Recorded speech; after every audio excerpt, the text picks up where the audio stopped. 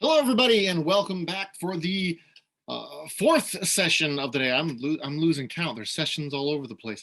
The fourth session of the day for the Art of the Armor Zoom conference. I'm Matt Blazek, Executive Director of History Live Northeast. This is all going to benefit, and I am really happy to have our next speaker come on here. This is Matt. He told me how to pronounce his name, and I'm already messing it up. I'm thinking too hard. Matt. If you just say DiGiorno, everybody will know who it is. GiGiralmo, Matt GiGiralmo.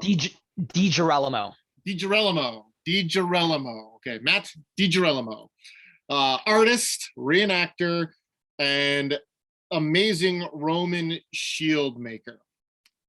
So Matt, welcome to the conference. Thanks for being here today. Thank you for having me. I'm going to go ahead and share my screen out here. Give me 1 second. See, I think this is, give me 1 second. Here's my first time sharing it out in Zoom. I think this is it.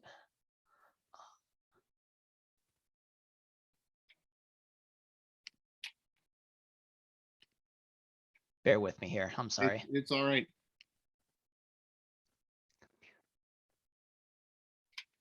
There you go. Okay. So let me go ahead and turn on the slideshow. And then I need to get it over to the second screen. I do sincerely apologize. I don't know why this isn't working for me.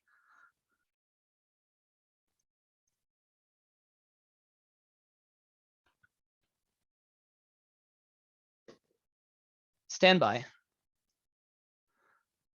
It's okay. Take your time. Okay.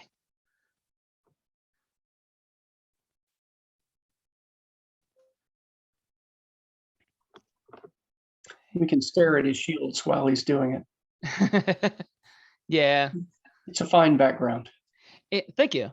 I say in Discord, it lets us share out our monitors, and I'm not sure why it's not letting me share out my PowerPoint slideshow here.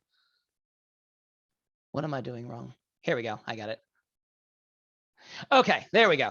Alrighty. I do apologize for the delay there. As Matt said, my name is also Matt. It's a great name. I love it.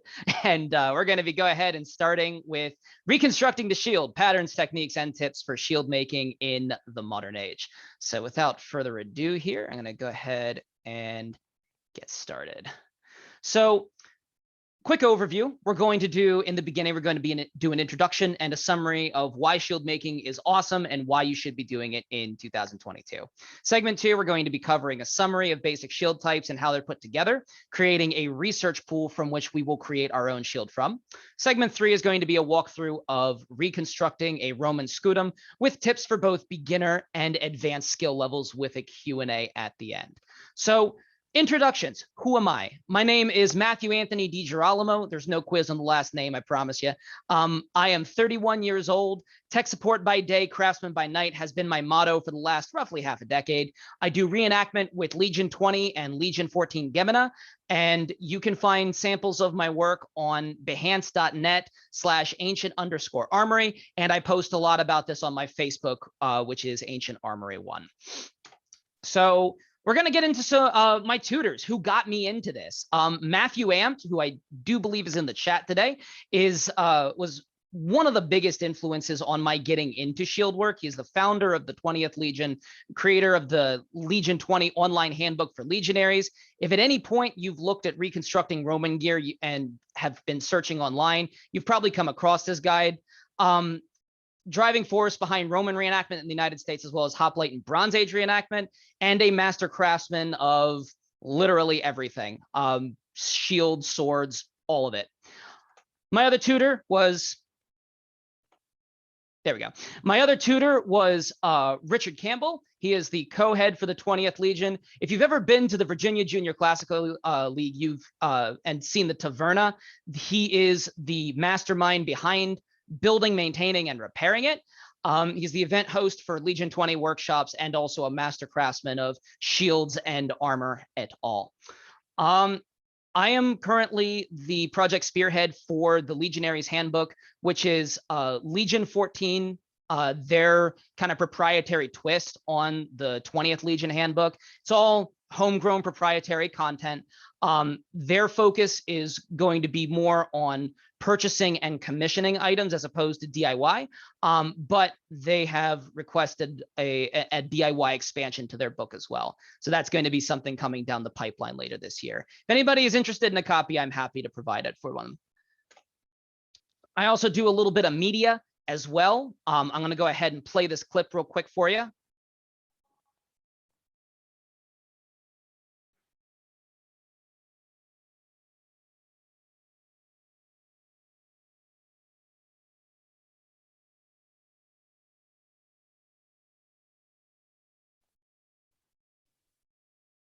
Can we underscore that with yakety sax? Say again. Can we underscore that there was no sound on that? Can we just can we underscore that with the Benny Hill theme? Let me see if I can share sound out. Record on this reaction. Share sound. There we go. I'll try that one more time. Can you hear that now?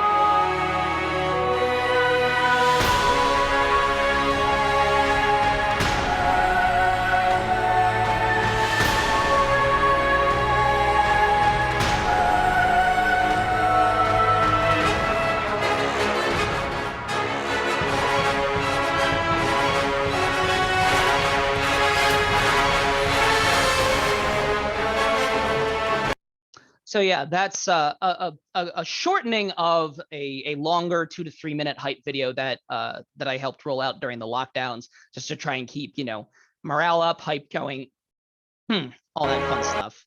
So my work has also been on the History Channel. The Armored Combat League partnered with History to do a TV show called Night Fight. They wanted to do a Romans versus Barbarians episode for episode 3. I did not make these shields. They were crafted by Brandon Allen Ross, who is an armored combat fighter and a craftsman with a more specialized skill set for the necessities of creating sport safe type fighting shields. But I did the painting. So they wanted a pair of Roman shields. I based it off of the Legion 14 reenactment group shield pattern that they use. And then I pulled the barbarian schemes from the couple of Gothic shield facings from the Notitia Dignitatum. So I'm going to show you some of my very first shield work samples. This is from the spring of 2016. It was an attempt at a Celtic Thoreos. It was the very first shield I ever did. I was 25 at the time. I had no money, but a lot of energy. So I did the entire thing with hand tools. And my first scutum was in the summer of 2016. That was sort of what got the ball rolling with doing doing commissions and stuff. People saw this and were like, "Hey, can you make me one?" And I said, "Sure." And it just, the rest is history, as they say. I attempted my first laminated scutum in 2017. So that was a proper scutum made from strips as opposed to wood sheet. And this one was faced with linen. It had first time having goat rawhide on the front. This one was repainted and is now currently owned by the Metatron, if you've seen him on YouTube. This is how my work is today. These two shields here are my most recent finished commissions, and they're both behind me on either side in my video. And then I am also currently collecting wood strips, rawhide, and as authentic of pieces and implements as I can get to do another laminated project scutum. So why am I showing you all of my beginner pieces, right? What was the point of that? The point is that being a shield maker means once you're just starting off, you're going to be building a lot of partials and a lot of almosts in order to build the skill set that you need in order to make the really good looking, the really beautiful, highly authentic research pieces. Additionally, refining your materials pool is also just as much of a project as the actual crafting. I've built about 40 shields over the last 6 years, give or take. And it's even if you're doing a rough first 2, 3, 4, what have you, you are still gaining skills that you can then take into the next project and so on and so forth. So let's start getting into shield making in 2022. We're going to talk about why it's awesome and why you should do it. So first off, handicrafts matter in an age where we are becoming increasingly dependent on screen time, right? So most of us have jobs where we're sitting getting blasted by blue light from a screen for at least 8 hours a day. And continuous blue light exposure from too much screen time has proven to have detrimental effects on mental and physical health. Effects include suppression of melatonin production, which can disrupt sleep and the ability to fall asleep. What comes with that is the disruption of your circadian rhythm. So, and that's been linked to a whole host of issues, including but not limited to diabetes, heart disease, as well as cancer, anxiety, depression, etc. Thankfully, there were some scare pieces in the early 2010s that turned out to be false, that were alleging blue light could cause macular degeneration and blindness. That has been disproven. But the Harvard Medical School backed up that there are some negative side effects to too much screen time. So having something that takes you away and disconnects you from a screen at the end of the day is super important now more than ever. Crafting is also a proven means of treating stress and anxiety. People who engage in crafts report to be more relaxed, less anxious, and less stressed, which is a wonderful thing. And I know we have a lot of professional history folks here, so I'm preaching to the choir a little bit on this one. But the same people that use craft as a means of stress relief also report higher cognitive function, satisfaction with having a creative outlet for their expression, and this is even backed up by the British Journal of Occupational Therapy.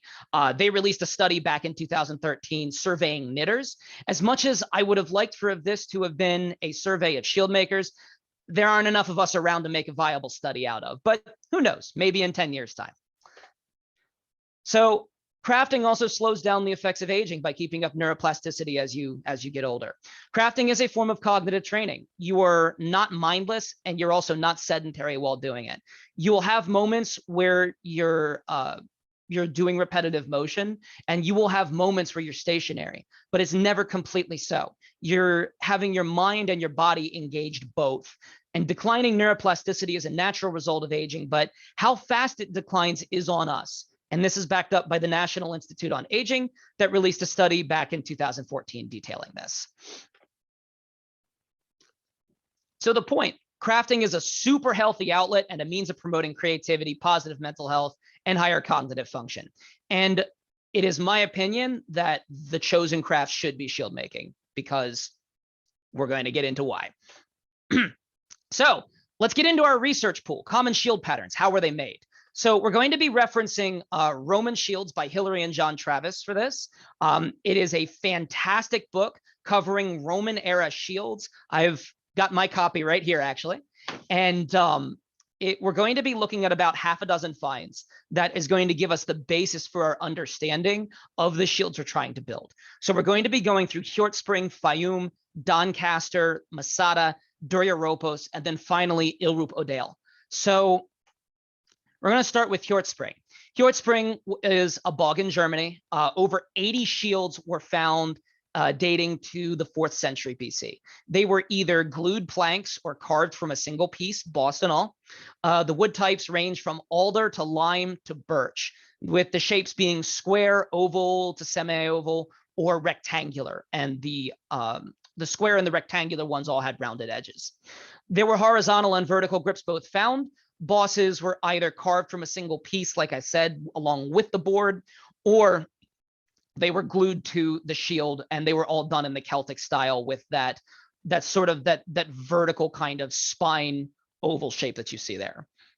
Facings are unknown because it's a bog. They rotted away, but very likely they would have been some kind of animal hide or leather.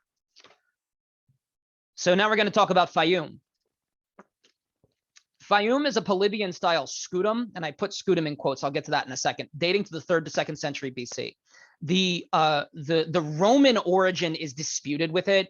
It is possibly Galatian. W. Kimmig refers to it being possibly a Galatian shield due to the date of its deposit coinciding with a Ptolemaic civil war in which a bunch of Galatian mercenaries were recruited. So he details that in the Travis book. It is made of 3 laminated strips with approximately 3 to 4 millimeter taper. The wood type is birch. The shape is approximately oval. It's got a horizontal center grip with iron rings for a carrying strap, which is a loudly Hellenistic fashion of rings for a carrying cord or a carrying strap. That goes all the way back to the archaic Greeks. And then, of course, it's got the central spine boss in the Celtic style carved from wood. It had a front covering of wool felt, which is interesting because it's the only shield that I know of that actually uses wool felt as a covering, and it was wrapped over the sides and stitched. So we're also now going to move on to Doncaster. It was a flat auxiliary shield, we think, dating to the 1st century AD.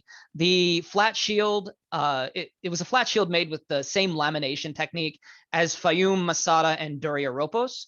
The wood type was an oak inner layer with alder outer layer, so you got to figure this thing was a tank.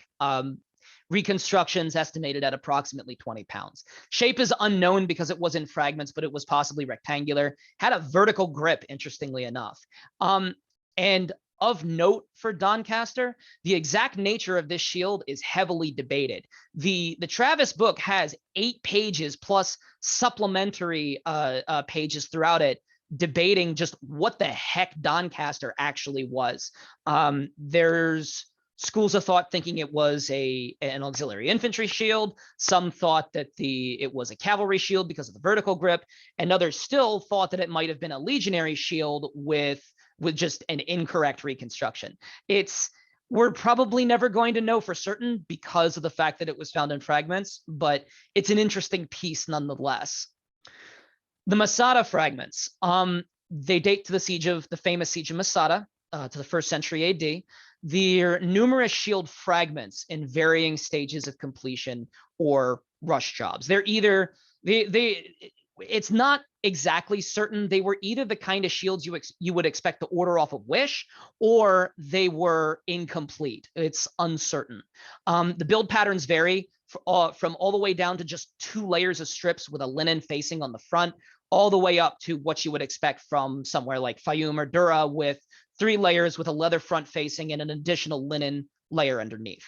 Plant fiber was also used as a facing, possibly date palm, according to the Travis book, then would have been mixed with glue. The wood type is unknown, possibly Euphrates and white poplar. And I do make that distinction because Euphrates poplar and white poplar are both different species from American poplar. You can get a kind of close enough with American poplar, but ideally you want to try and source the correct materials. Shapes are fragmentary. We can assume the full gambit of rectangular, Augustan, and oval, but it was held together with glue, wood pegs, and some had copper U-rings. They would have been edged with either leather or rawhide. I'm in the camp that thinks rawhide. So let's talk about Duriaropos. So the Duriaropos had oval shields. This particular find goes to the 3rd century AD. This grip style right here is replicated in De Pica's Roman legionary shields that you can buy online. And it's really more of an oval shield pattern than or shield grip style, excuse me, than a rectangular one, but c'est la vie. So the Duriaropos ovals were planked. They had a slight dish, so they weren't just curved. They had more of a bowl shape, and they were also tapered from center to edge. They had a central grip with a metal boss. The wood type was unknown, again, possibly Euphrates poplar or white poplar. If anybody has actually seen documentation that says what wood types these were made of, I would be happy to take that information at any time. It had leather or rawhide edging held with a linen double stitch, and the facings again range from leather or hide to vegetable fiber or even animal tendon mixed with glue. The paint pigments are casein derivatives, so they would have been milk paint. There's some debate over whether or not casein paints or wax and caustics are more common. Casein paint, milk paint is a very, very fussy paint to work with if you don't seal it. Personally, I think casein would have been more common on shields just because they were more of throwaway items. They weren't disposable in the sense of, like they fall apart immediately, but you'd expect them to get chewed up after like a battle and a half, 2 battles. You throw them out, you go to the craftsman and get another one. So Duriaropos rectangles, we're going to talk about those next. There was a completed shield and numerous shield fragments. The completed shield was 3 layers of glued wood strips, with a front facing of rawhide. I should note the rear facing of rawhide that we find on the model today is a reconstruction. It's not the original back facing. What the original back facing was, unfortunately, we don't know. One of the talks mentioned yesterday that 19th century British reconstruction tended to involve gluing leather to things in order to make it stand up better. This was unfortunately the case with Duriaropos as well. So it does have a front linen facing underneath the rawhide on the front, and it has rawhide edging stitched with linen thread. Wood type is unknown again, possibly Euphrates or white poplar. So the shape is a curved rectangle. I do want to note the reconstruction is a very deep curve. It's thought now that that curve was actually too deep because they were reconstructing based on images of reliefs and stelae and what have you. So that it had a deep curve, but probably not as deep as what was reconstructed. The paint pigments are casein derivatives. Some fragments also have gesso where there is just a linen facing. So this is for the fragmentary pieces. Gesso matters. We're going to talk about that in a second. And then finally, we have Ilrupodale. This find dates to Denmark in the 3rd century AD. Probably the least Roman find out there. They are Scandinavian flat planked round shields that mimic almost exactly the construction of Scandinavian shields found in the Viking Age. They themselves were not made directly by Romans, but they were Roman influenced. The cultures were Roman influenced. They found Roman influenced swords, baldricks, etc. with the shields. The boards are tapered with a 10mm center to the 3mm edge. That puts all of the weight in the center, makes it lighter, more maneuverable. The wood types would have been oak, alder, poplar, and lime or linden. The facings are unknown, very likely either leather or rawhide. It's very tough to have a shield like this. Really, any plank shield have any kind of defensive capability without a leather or rawhide facing on the front of it. Lower status shields had metal repair patches. The shields associated with the nobles did not. We can assume that they were either operating in an area where they didn't have access to local shieldsmiths that were willing to repair stuff for them, or it was just cheaper to rivet a piece of copper on to patch it up instead of going out and buying a new shield. Probably both. So it's not explicitly Roman, but it can shed some insight into possible build patterns for Roman parme, which are flat, round shields that are first used by the Weletes during the Roman Republican era. They would have been their lightly armed javelin men, skirmishers, but the parme eventually gets used by mounted officers and cavalry later on in Roman history. So what is the takeaway from all of this? There is a huge range of materials from just looking at that period and that region. For wood types, we've got oak, alder, lime/linden, Euphrates, white poplar, and birch.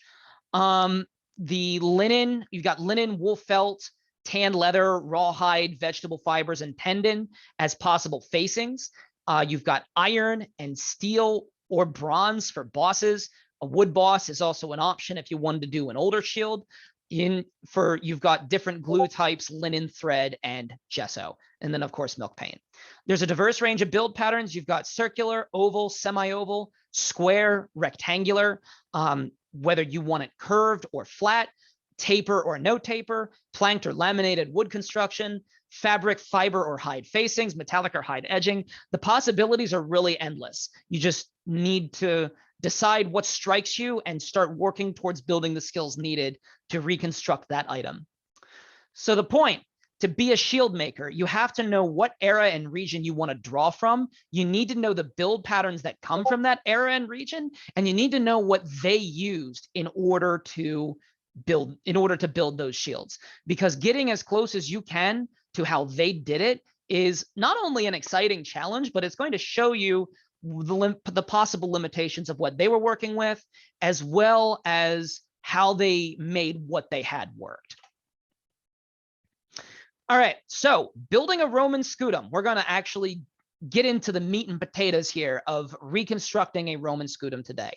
I'm going to be including tips for beginner skill levels as well as advanced skill levels. The advanced skill levels are what are going to be the most authentic, but again, because of the difficulty of making these, there is no shame in taking the necessary concessions to start with at a beginner skill level if it means building the skills needed to get you to that point B. So your materials for the wood core, we're going to look at birch or basswood strips. Notice I say basswood here. Basswood is the American cousin of European lindenwood or limewood. Trying to find limewood strips or lindenwood strips thin enough to make a shield out of in this part of the world is difficult, bordering on impossibility. It is possible to source them from lumber mills, but most lumber mills will do no thinner than 1-inch pieces of lumber. So you have to have the equipment to be able to cut strips that thin without shattering the wood. And not many people do. So basswood is a little lighter than linden, but it is as close as we're going to get without flying to Europe and flying linden strips back.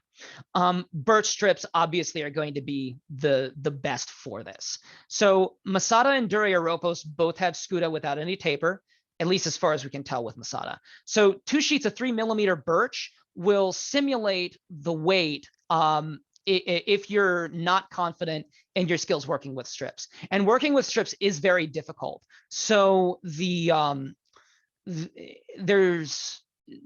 are options out there because of the fact that some Roman shields don't have a taper. Facing, you're going to want 10-ounce linen canvas. Gravitating towards the heavier canvas weights as opposed to the garment weights are going to get you closer to where Roman shield canvas would have been. Hand-woven rough spun linen from a flax farm would be ideal, but barring having a relationship with a nearby flax farmer that will get you that fabric, modern 100% linen canvas is an acceptable substitute. You want 1 meter per side. Edging, you're going to want either vegetable tan leather or goat rawhide. Personally, I think goat rawhide would have been the more commonly used, and in my opinion, is the superior defensive choice. It's got extreme tensile strength for how thin it is. You're not going to find another animal's rawhide that does the same. Additional leather, you can wrap the grip in leather cord. The Travis book talks about how the original grip for Duriaropos was wrapped in leather cord. So if you're looking to go super authentic, which should be your goal, leather cord is how they did it. Glues. Ideally, we're going to want to do bone or animal hide glue.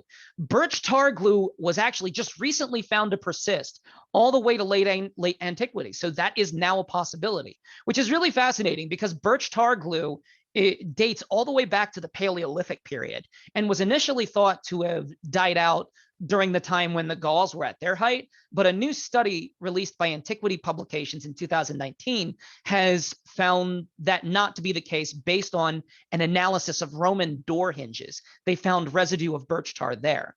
So for beginners, Tight Bond does make a liquid form hide glue if you're not confident working with animal hide glue pellets. Tight Bond hide glue or even their basic wood glue may be better if you're just starting off with building a skill set, if you're looking to build towards the necessary skills to do research pieces. And I include all of these concessions for beginner skill sets because I have had research pieces bust up on me. It hurts. It's not fun. And you end up losing a lot of time and a lot of money. So it's always good to be smart, be methodic with your crafting. So bosses and fixtures. 18 gauge mild steel bosses from Habibi Armory are what I use. You can find them on Facebook.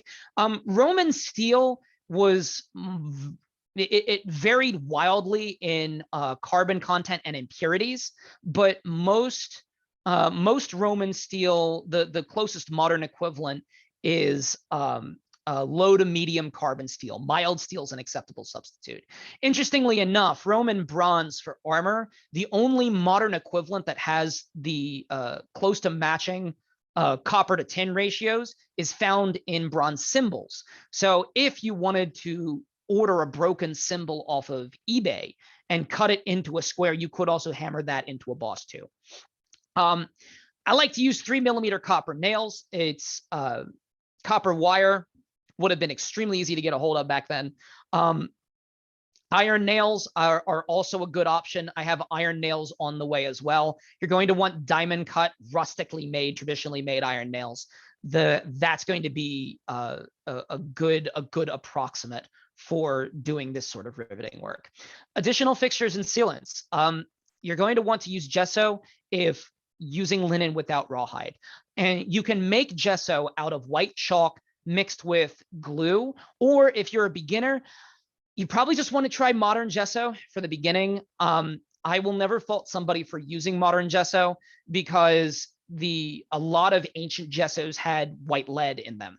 The goal of this is not to get a bunch of people with lead poisoning. The goal is to get them hooked on making shields. So if you use modern gesso in the beginning, that's fine. But you can also make it using white chalk mixed with animal hide glue. Linen thread, ideally waxed linen thread, is what you want for edging stitching. I am going to make a note here. There are metallic shield edges found in I think it was Vindonissa, one of the forts in the first, dating to the 1st century AD. And so you can do metal edging if you want. Either I think brass is the most common. It's tough for beginners though. The vegetable tan leather is going to be your easiest if you're doing a shield for the first time. So there are some wood materials from my workshop.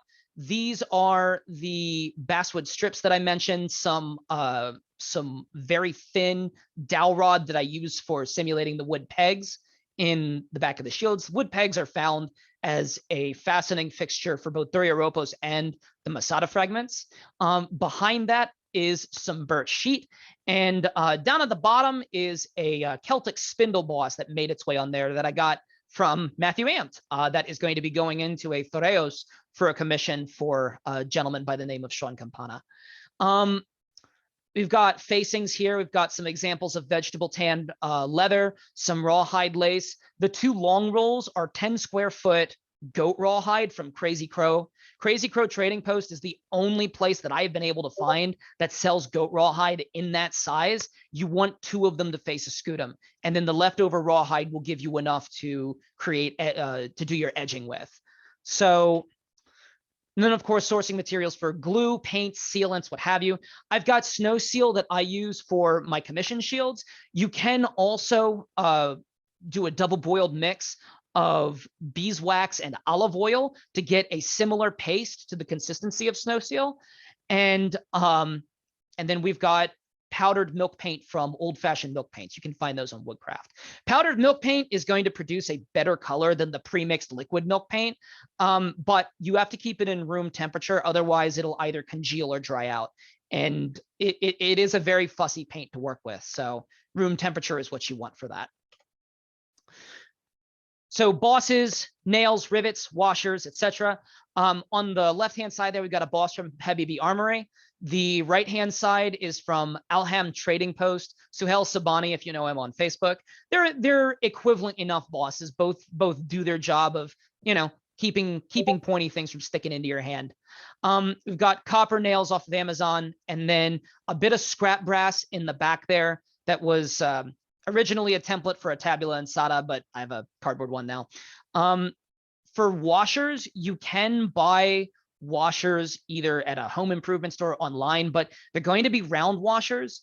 A lot of the ancient washers that we find being used are they're just very thin sheets of square brass with a hole punched in them. So really it's to get that little bit more of authenticity, you want to take some very thin sheet brass, cut it, punch a hole in it, and then use that. That's going to give it just that little bit less of made from whatever modern stuff I could find type feel.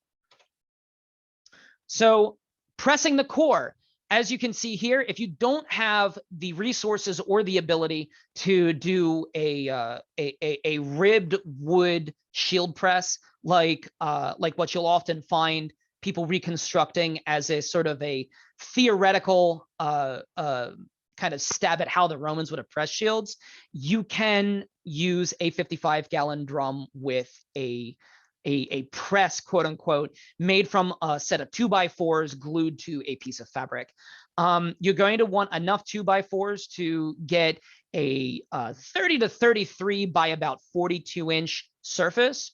You lay your straps down, you lay your press down, you then lay your core down. And if you are using strips, you're going to want an additional piece of sheet in the back to hold the strips in place. But you're going to want to do your gluing before you strap your shield up. You're going to want to take your straps in the center first and radiate out. And it's just kind of, you're muscling them all tight as you go. It's sort of it's not an exact science. You start in the middle, radiate out. As one gets loose, you tighten that one. As the others get loose, et cetera, et cetera. This is some more examples of what pressing a core looks like. This was a laminated core that I did back in 2021, I believe. And it was birch core, and it eventually did have a taper in it. This right here, these clamps pushing these down, is why I caution and recommend an additional reinforcement piece on the back if you're doing strips, because the drums are a little stubby, so you'll end up having some strips trying to pop out. They are fussy and will fight you. Some more examples of pressing the core. That's the kind of curvature that you get when you take it out of the core. Not exactly as deep as GiGiralmo's, but again, because we know they weren't that deep anyway, that the reconstruction was overdone, that curvature is about where you want it. There's some examples of linen canvas for your facings. You can do these in a day. Some of my shields, you may have noticed, they have the linen canvas over the rear strips on the back. I have stopped doing that just because it creates bubbling, and I'm not 100% confident that the Romans did it either. The Fayum, GiGiralmo, and Masada fragments, none of them, to my knowledge, have any evidence of a back facing. So it's possible that a back facing may have been rare. But you can do facings front and back, and it's encouraged to do so if you do sheet, because obviously you're going to want to cover that up. So this can be done in about a day, and then the next day you can do your strips. This is what it looks like gessoed, with the strips glued on in the back. And this is what laying goat rawhide looks like. Eventually, once it dries, it tightens up. So a lot of the bubbles that you see when the rawhide is wet, you will lose those once it dries. It tightens out. We have a rawhide tabula ansata that is used to cover up the center seam right here. And the reason for that is because the shields that are described as being made from parchment were very likely made from older adult Mediterranean goats that were allowed to get big enough to produce a big enough hide to face a shield. And then those that weren't were just stretched on a stretch rack for rawhide. Now, the problem is that there are no goat herds commercially available today that let their goats get that big. So we have to make do. Now, the thing is that rawhide or leather shield motifs have been found. There are leather eagle wings, to my knowledge, have been found. And then, of course, there have also been metal shield motifs that have been found as well. So was it to cover up a rawhide seam at the center of the shield? Unfortunately, the answer to that question is lost to the sands of time. But it is an interesting speculation that we can make, because it does cover up that center seam very nicely. Edging, obviously, you're going to want either vegetable tanned rawhide or vegetable tanned leather or goat rawhide. Again, you can do metal, but metal is, or brass in particular, is it's tricky to work with. So I always recommend starting off with leather, working your way up to rawhide. Basically, you're taking clamps and then pieces of bendy wood to press it into place while it glues. Now for the edge stitching, there are two ways you can do this. And the first way, and I think is probably going to be the way the Romans would have done it, they would have found either some way to spike or punch holes in the in their shields before the leather or rawhide went on. They'd take the rawhide while wet and then spear it with the needle and thread in order to lash it directly to the shield that way. If you're reconstructing one today, you can glue the rawhide, then drill and stitch, but I suspect that the first one would have been the more authentic way to do it. Mounting the boss. This is a very, very big measure twice, cut once, or measure twice, drill once in this case. You really, really, really, really want your boss to line up with the reinforcement strips on the back, because those rivet jobs help hold the shield together and give it a lot of structural integrity. And if you miss, that's more holes that you have to drill into your shield, and those are very hard to cover up. Don't ask me how I know, but we also have some examples of the leather cord here going on. The Duriaropos grip was actually pretty thin for the completed shield. For its curved rectangular shield, it was only about 3/8 of an inch thick, but then wrapped in leather. So that is about what I do for mine as well. And it works, it gets the job done. Painting it, you've got your milk paints. I was an oil painter back in high school, and I was a big fan of like the Robert Simmons Signet brushes. If you're a painter, you'll know what those are. My brushes are still good to this day, and they're practically old enough to be in high school as it is. Templates are also a-okay to use. Trying to do some of the intricate shapes that you find on Roman shields is extremely time consuming to pre-measure out each one. So templates are a perfectly acceptable means of speeding that process up. I do freehand my laurels though. And then waxing the shield. Once you've laid your paint down, you just throw on your beeswax olive oil mixture or your snow seal if you're just starting off, and it's a done deal. That shield is ready to go, ready to kick some barbarian butt, and it ready to serve the legions. You can use just pure beeswax and melt it on. It is a very laborious and painstaking process to do. So generally, I recommend diluting it with olive oil or using something like snow seal. So some final thoughts. So we're just going to do some basics. If you're going to get into shield making, start simple, craft by hand. Do real simple, real basic projects and build tool and skills over time, even if it means getting inventive with the picture on the right there. If you sink hundreds or even thousands of dollars into the best materials and the best equipment, but have no knowledge of how to use any of it, you're going to set yourself up for failure and frustration, because something's going to go wrong. And the more expensive your first projects are, the more money you lose when something doesn't go the way you hope it will. And every project completed is experience, regardless of how close you are to your mark. So let's say, for example, your first shield ever is just a very LARPy kind of Home Depot plywood, cotton canvas faced, piece with like a door handle for a grip and, like that goofy looking pockmarked boss that you sometimes find on eBay, right? Let's say that's your first shield project. From that project, you have still learned how your tools interact with wood. You have learned how to mount a boss. You have learned how to cut a center hole for your grip. You have learned mounting a boss and lining it up with your grip on the back. You have learned cutting a circle, laying facing.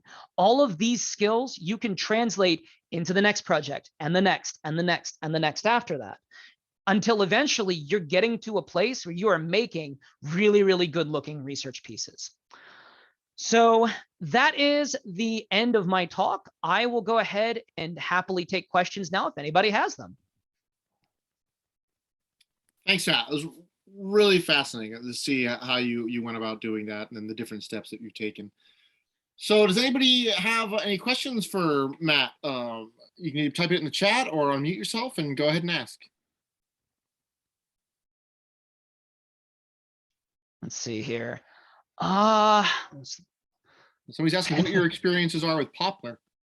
With poplar, not a lot. I've mostly used poplar for non-Roman shields. I generally find that the American poplar that you find today is close enough to get the idea across. I'd love to eventually get to a place where I'm sourcing white poplar or Euphrates poplar, but in general, poplar boards are they're very soft, they're very easy to work with, and you know, I use some to make a Mycenaean hide shield for a friend out in Iowa about a year ago, so I like them. But let's see here. Does that make you an edgelord? Thank you, Caleb. Let's see. How many active work hours does it take to make a shield? What is the total time with dry times? Total times with dry times. Working on your off hours, while working full time, it takes about a month to complete for one scutum. If you're just doing it, if you're doing it and like it is your full time job, you could do it in about 2 weeks if you're working at it every day.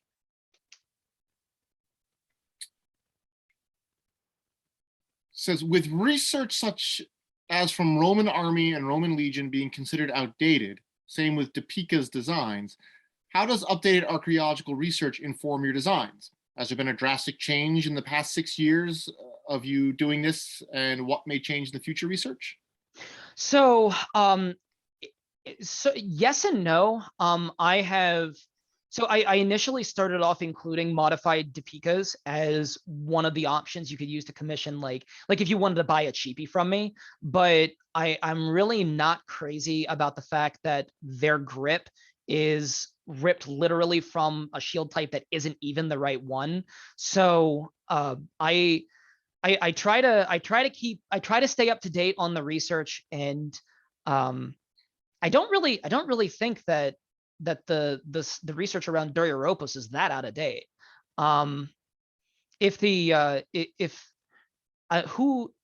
asked that question? Mike Baker. Baker. Mike Baker. Yeah. That changes everything. Yeah. Okay. So for those of you that don't know, Mike and I have a bit of an inside joke about a critic of mine a few years back. So that's likely where that's coming from there. Let's see, what else is there? How many active hours, experiences with poplar? Do you think it's worth the effort to take an old shield or a mediocre replica and tear it down and rework it? It depends on what your skill level is and how much work it would be relative to building one from scratch. Personally, I don't like tearing up old ones because it's still an example of your work, and I think that I mean, if you're looking to save money, I suppose, but I really think ideally you should be looking to learn from the lessons of your past shields and just make the next one better. Then somebody says, lots of your ideas and techniques will clearly help with a variety of shield types. Happy to be of service. And I'm always looking to update my materials pools too, because like I said in my talk there, trying to figure out what of the ancient resource pools the Romans would have used is still even available today is as much of a project as actually building the shield itself. Because like animal tendon, for example, you can't find that much animal tendon to face an entire shield with.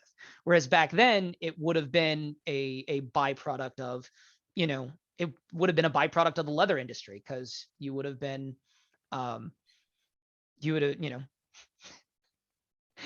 no, Evan, nobody likes to boil horses anymore. It's interesting to see a lot talking about the techniques being usable for other types of shields. I completed a 14th century tournament shield project a few months ago, and a lot of the techniques that you're talking about were still being basically used. So you had the plank construction, you had a lot of tournament shields actually had parchment or paper, even like a paper put down first, and then they were built up from that with gesso and the same thing. So it's very interesting how shield making, while the types, the shape and the size, everything changed, the overall technique didn't really change that much. And it's interesting because you see elements of things developed in the Roman era going all the way up into the early 20th century. It was really the invention of plastics that kind of changed the game with how we do things.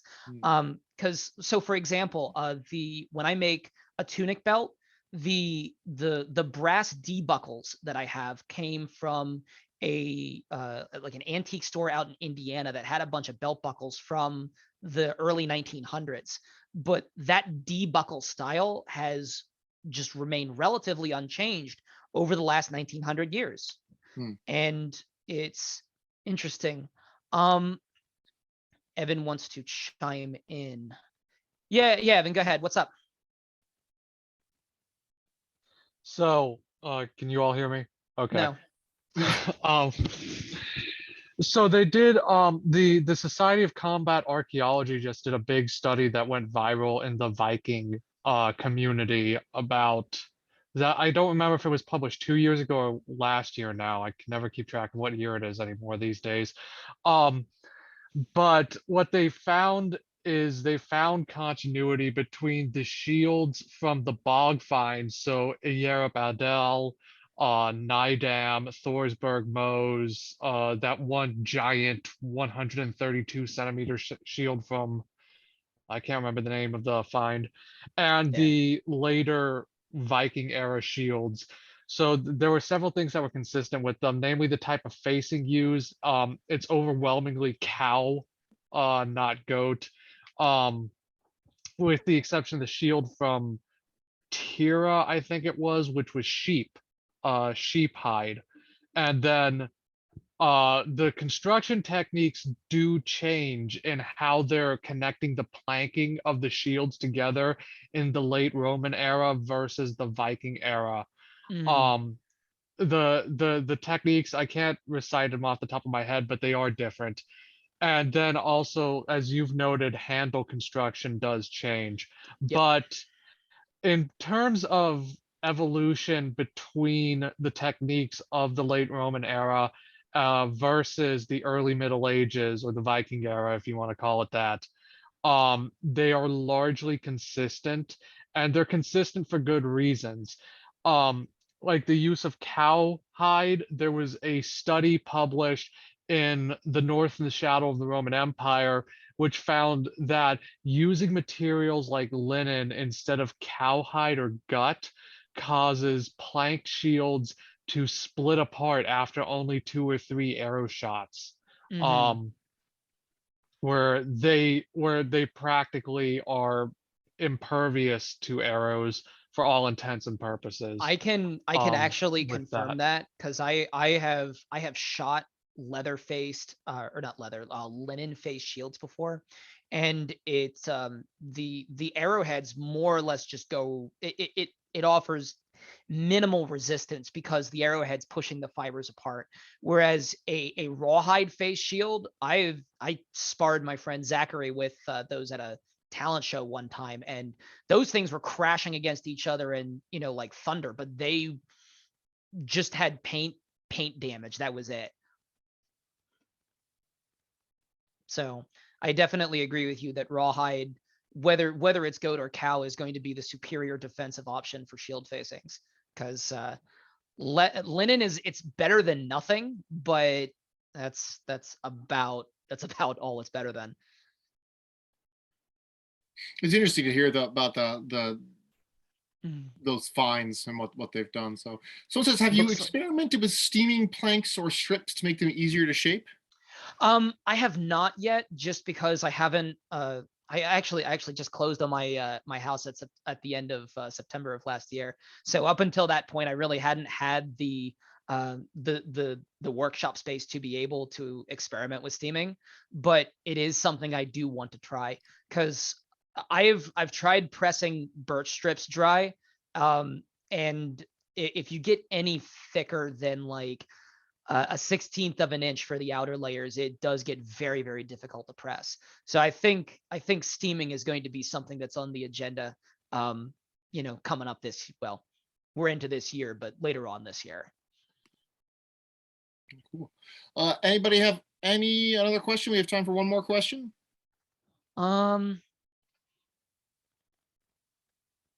Great.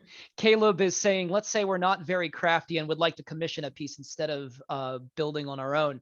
Can you elaborate on your work from a standpoint of a potential buyer? So I actually do sell my shields. I have a catalog that you know, of the different levels you can order from. My basic models are just shield blanks. If you just wanted to get the core pressed, but then put the rest together yourself, all the way up to you know, a rawhide faced piece like what we have back here. The laminated project piece I'm working on is eventually going to be a model that I'll sell commercially, but right now I'm just working out the kinks before I put that up for sale. Cool. All right. Well, Matt, Yes, time for the most important question the question of the day. What is your favorite armor? I don't even need to think about it. Lorica plumata. And what Lorica plumata is, for those that don't know, it is scale armor dating to the Roman era with a chainmail backing. And it's absolutely wild because the rings have a 1.5 millimeter inner diameter for the male backing that this scale is mounted on. And it's absolutely insane. The level of detail and craftsmanship that goes into something like that. Probably more for scale that everyone uses. No, I'm not talking about squamata, Evan. I'm talking about plumata. But yeah, it's because like I like examples from history that really defeat this pop culture idea of history where we were just kind of like hitting each other with rocks and then one day we just invented internet. You know, anything that takes that very incorrect perception and further debunks it with beautiful examples of stuff from ancient history is something that I'm all on board for. Well, Matt, GiGiralmo. GiGiralmo. GiGiralmo. I'm never going to get it right. GiGiralmo. Matt GiGiralmo. Thank you so much for joining us today. It was a really interesting talk, seeing your process, and hopefully we'll be able to see lots more of your shields and see your laminated project come out. And can't wait to see what you're coming out with next. Thank you, sir, and thank you for having me. You're welcome.